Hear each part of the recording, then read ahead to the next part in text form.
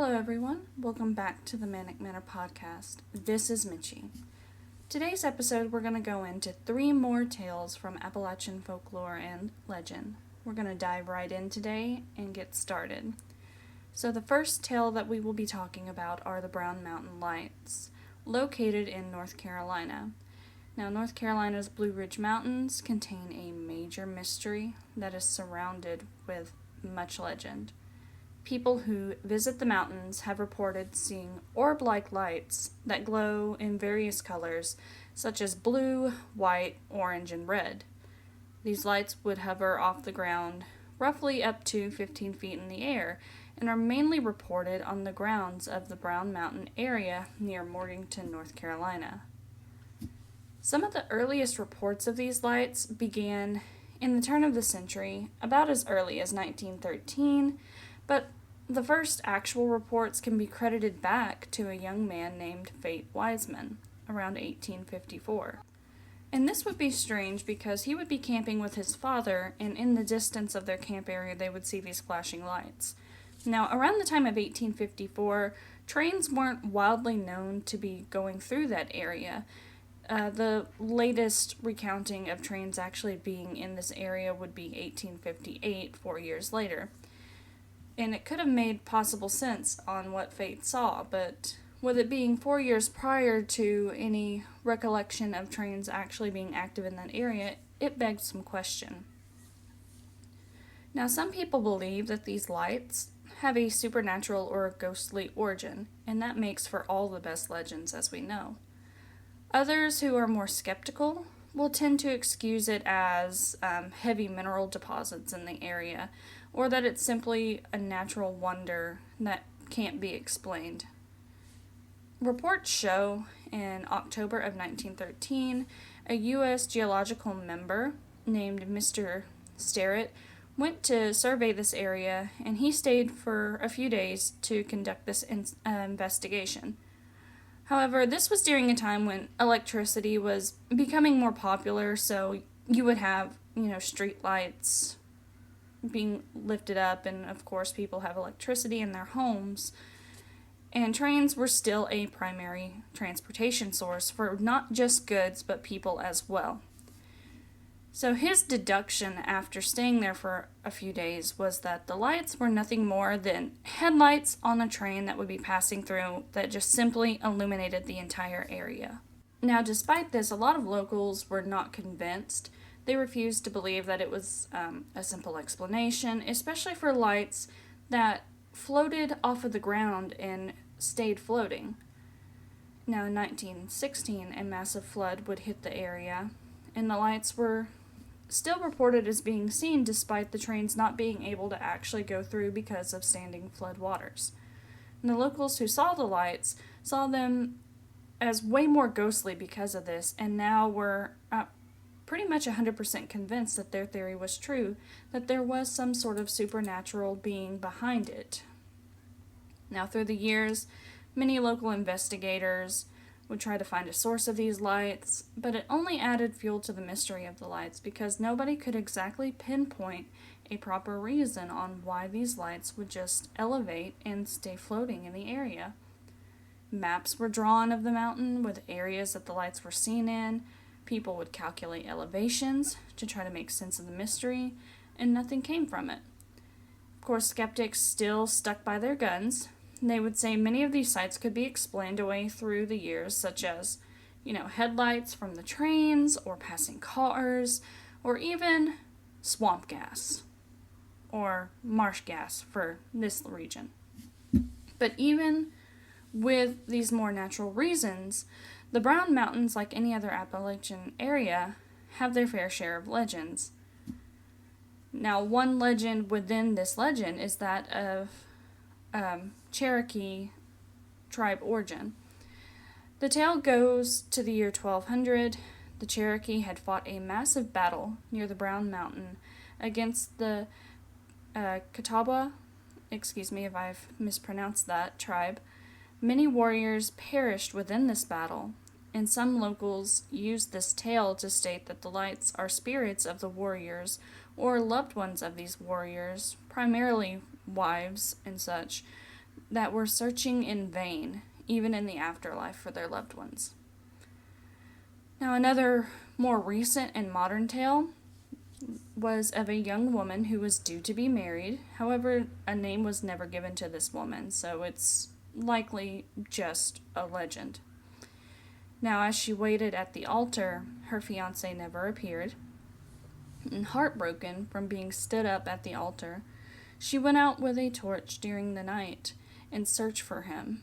And of course, as legend states, she never found him. And depending on the tale, either she perished out while searching for him, or her spirit, even long after her passing, still haunts the area to this day, illuminating the mountains to find her lost love. And then another tale surfaced of a pregnant woman who was murdered by her husband in a blind, drunken rage. He ended up disposing of her body in the mountains, and after the fact, these lights began to appear and illuminate the way to where she was buried, so she and her unborn child could have a proper burial and rest in peace. And the lights continue to appear either because she was never found, or to serve as a reminder to those who commit heinous crimes in that area that their darkness will be revealed. And one more, very controversial tale, seems way out of date now, is that the Brown Mountain was named after a plantation owner who resided in that area in the 1800s. No official name was given to the owner, just that he went by the surname Brown.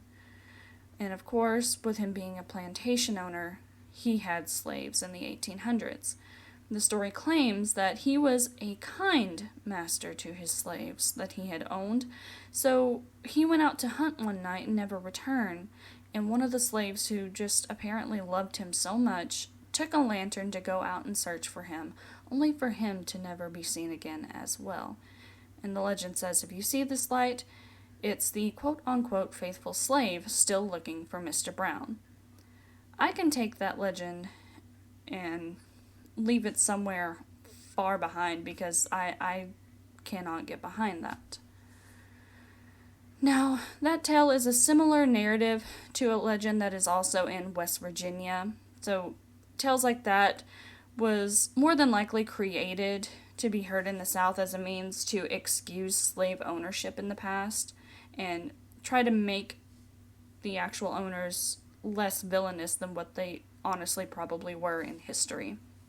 But despite these tales, people still wanted to know what the phenomenon was, because legends are just legends and there's no hardcore proof behind it. So in 1922, a serious investigation was done by a man named George Rogers Mansfield. He ended up spending 2 weeks in the area, drawing all sorts of maps and conducting various studies. And in the end, he stated the lights were not supernatural and chalked it up to fires, train lights, car lights, and lights within homes in that area, much like the previous study that had been done. One thing that's a little bit different about his study, though, was he started to give credit to the atmosphere in the area. He considered it to be unstable, very dense. Dense air meant that the bending of light waves could increase, and any particles such as dust or mist would scatter, and it would create this almost illusion of light to alter. And of course, with this light, the sight would be kind of yellowish or red that would align up to some of the reports. Some credibility to this is that the lights are reportedly common after rainstorms, and rainstorms, he said, was one of those conditions that could cause, all of this to bend, all the light to bend, and just kind of look more ghostly than what it was. But still, legends of the ghostly activity were a highly popular reasoning behind it. It spawned numerous references to the lights in modern pop culture as well. So you had shows such as The X-Files. They did an episode, the episode's name is Field Trip, and this was the original X-Files show, where Mulder stated he had believed the lights were due to UFO activity. While they investigated disappearances and deaths of hikers in the Brown, or what would be the Brown Mountain area. And of course, the mountains have also been spoken on shows such as Ancient Aliens and Mystery Hunters. And it even inspired a 2014 alien film called Alien Abduction. Now, one interesting story is of a Morganton resident named Tommy Hunter. He claimed to have actually reached out and touched one of these orbs while at an overlook with 6 other friends who claimed to be with him and corroborated the story. But of course, hearsay is hearsay. Many people believe that these lights are indeed a real thing and ghostly, but no matter if they're paranormal or there's been like all sorts of paranormal investigation or research, nothing has ever given a true answer to what these lights really are or what the anomaly is. Now, depending on how you believe, you can side with either the skeptics who give a more scientific reasoning behind it, or you can go with the people who tend to be more on the spooky side of things. But there is no doubt that the Brown Mountain Lights are definitely one of North Carolina's spookiest and greatest mysteries and will always remain as such.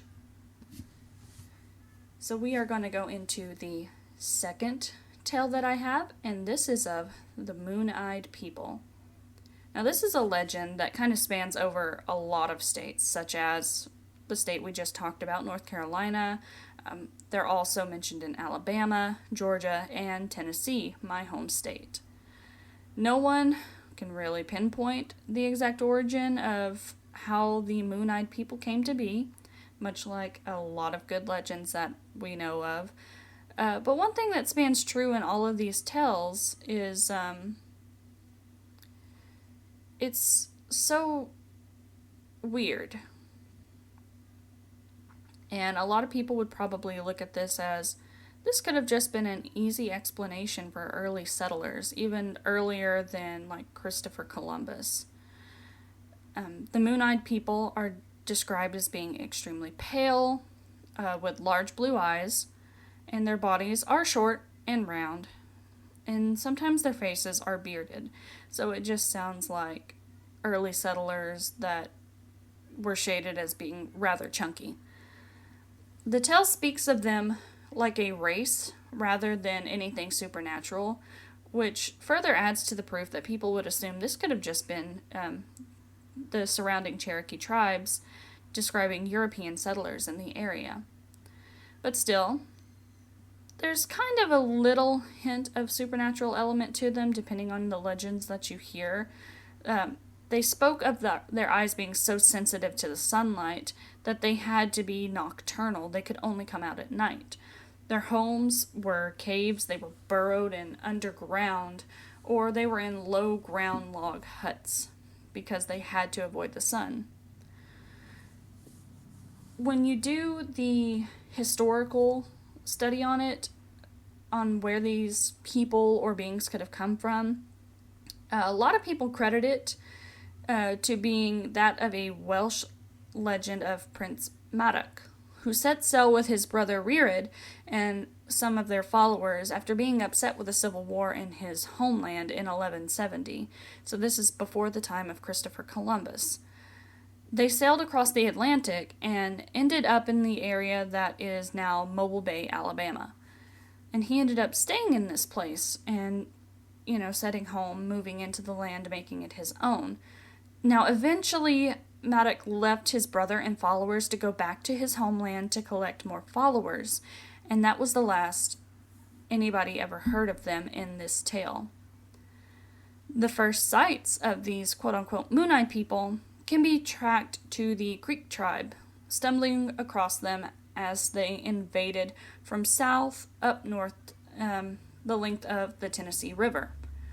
The tribe was stated that they waited until the full moon after they had laid eyes upon this group of people because they believed that the creatures were at their weakest point and would be able to attack them because of the full moon. Now, the creatures, after being attacked, or the race of people being attacked, fled from this Fort Mountain area in Georgia and stumbled into the Smoky Mountains within Tennessee, never to be seen again. Now that's just one tale of their origin. Another legend spans within North Carolina, where the Cherokee waged a war to drive out the Moon-Eyed people, and of course they ended up being forced into Tennessee as well as the first legend. Both of these tales talk about the Moon-Eyed people building massive forts to try to protect themselves thereafter, massive stone walls. But Fort Mountain State Park in Georgia is long said to be associated with the Moon-Eyed people. Like, this is where they first put a lot of civilization, despite the Welsh legend being that they were in Mobile, Alabama.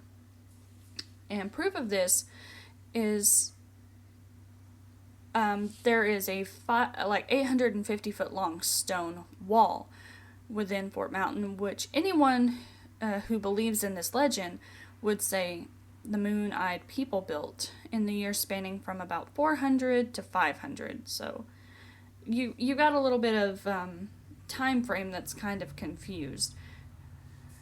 But Tennessee Governor John Sevier visited and spoke with Chief Okotosa about a wall in which the chief stated the Moon-Eyed people from across these great water had built them. Of course, you can easily hear that and assume, once again, European settlers. The wall was built in legend as a way to protect them because they had suffered great violence from all these attacks, particularly from the Creek tribe. So they erected this wall, and the wall was measured up to 7 feet high in some parts. Anyone who wants to see the wall can take the Georgia State Park Summit Trail and hike up, and it's about 1.5 miles towards it. So it's a fairly decent hike. It's fairly relaxing. And when they get to the end of this trail, they'll see the wall, a fire tower, and an absolutely gorgeous view of the mountains. Now, some other areas said to have these same ruins are areas of the Little Tennessee River where stone walls that were made similarly are still seen today. It seems to be very interesting how similar, the legend of the Moon-Eyed people were to these European settlers, but even more so the way that the indigenous tribes in the area would describe them. It does make for good legends, whether they were supernatural or not, but a lot of it just kind of seems to be earlier recounts of European settlers on native land. So now we're going into our third and final story today, and this is one of my personal favorites on top of the Bell Witch that we discussed in the first Appalachian folklore tales.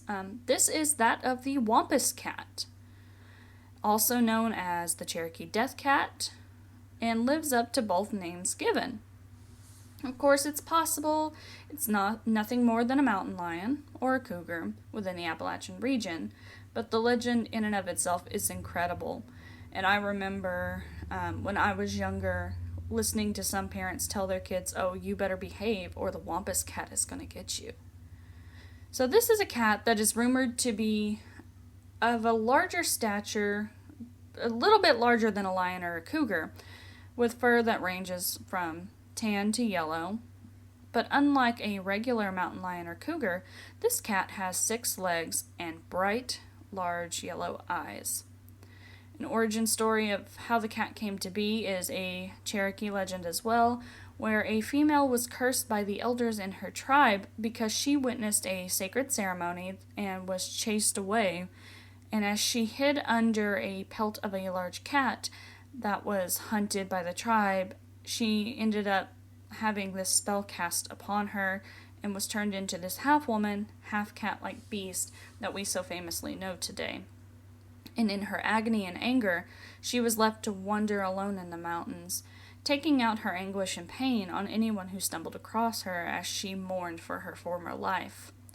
And the method of attack was to stand on her hind legs, driving victims to the brink of insanity before wailing and attacking. But the name Wampus Cat doesn't actually come from the Cherokee tribe, but a newspaper in North Carolina who reported this Bigfoot-like ape man and dubbed him the Wampus Cat in 1964. The name somehow just stuck.